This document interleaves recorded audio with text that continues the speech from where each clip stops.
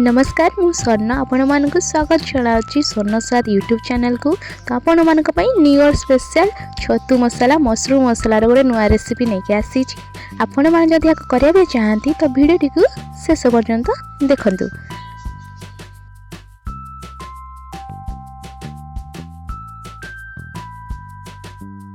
देखो मुझे 400 gram mushroom नहीं भल कर धोई नहीं मत मझी दी फाड़ काटी नहीं आपको सब धोईक नहीं काटे।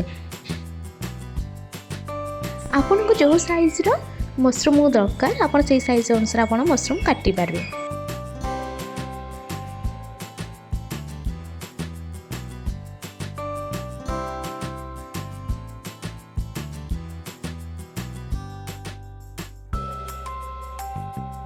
एबे आम काटिक रखी मशरूम को मैरिनेट करनवा से मुझे गोटे कप दही ऐड कर सहित किसी धनिया पत्र देदेजी सहित आपण मैंने कंचा लंका अदा रसुण पेस्ट गोटे चामच ऐड करने। मु या सहित किसी बेसिक मसला जमी धनिया गुंड जीरा गुंड और लंका गुंड आप निज राग जी खाइबे से अनुसार आप ऐड करेंगे। आ सहित मीट मसला चिकेन मसला निहांती पकेबे आकाश गरम मसला गोटे चामच ऐड करने।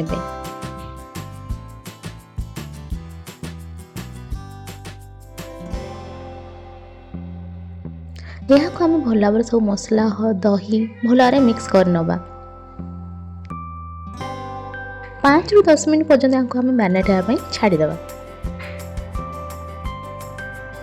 बर्तमान आम ए कड़े किसी सोरष तेल देवा आप चाहिए रिफाइन तेल यूज व्यवहार करेंगे। मुझे किसी शाही जीरा किसी गोटा मसला आ 3-4टा मीडियम साइज्र प्याज को काटिकिना ये देदेजी और यहाँ को आम गोल्डन कलर होगा पर्यंत भल भाजी नवा।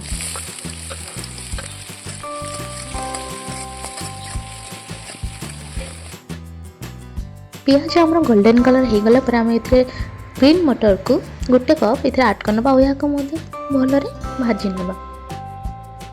ग्रीन मटर भल भाव भाजी गला आप काश्मीर रेड चिली ये ऐड करने और यहाँ 5 मिनट पर्यंत गोल्डन बा रेड कलर होगा पर्यंत भाजी नवा। देखो के सुंदर भाव कलर ही आसीगला आमर।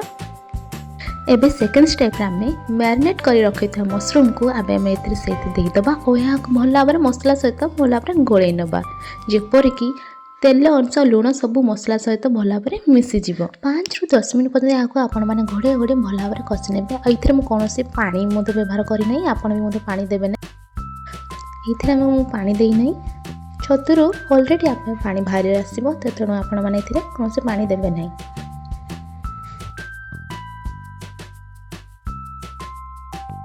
जितेबाला आम छतु भल भाव कषि आसो से रखीद काजू पेस्ट को ये देदेवा आप चाहिए ये ऐड करेंगे ना यहाँ स्किप करेंगे।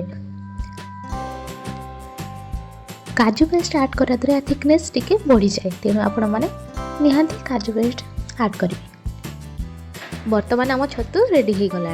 आपण मान भिडियो भल लगी तो लाइक करेंगे सब्सक्राइब करेंगे और सांग मान सहित निश्चय शेयर करेंगे।